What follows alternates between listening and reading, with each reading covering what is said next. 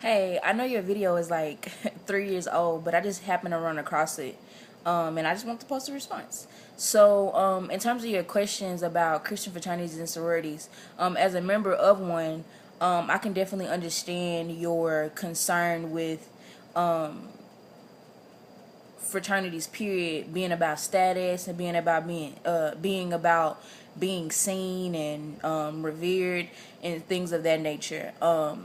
But when it comes to sorority, Christian fraternities and sororities that are actually centered around the Bible and the teachings of Jesus Christ, I think I know because I'm a part of one that it can be successful. But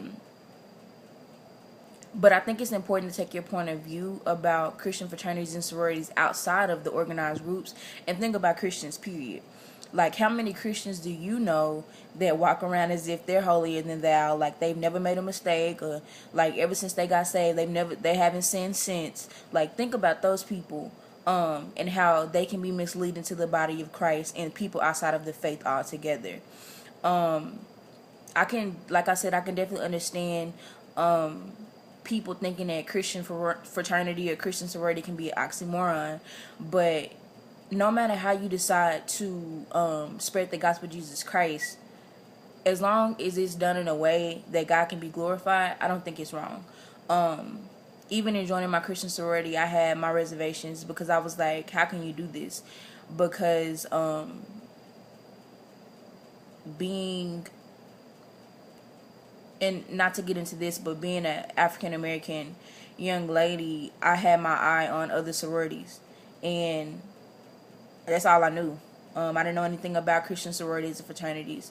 So seeing them and seeing the status that they had, seeing how people, whether they meant to or not, praised them or revered them for just being who they were in their organization, you definitely kind of associate our Greeks with the same thing.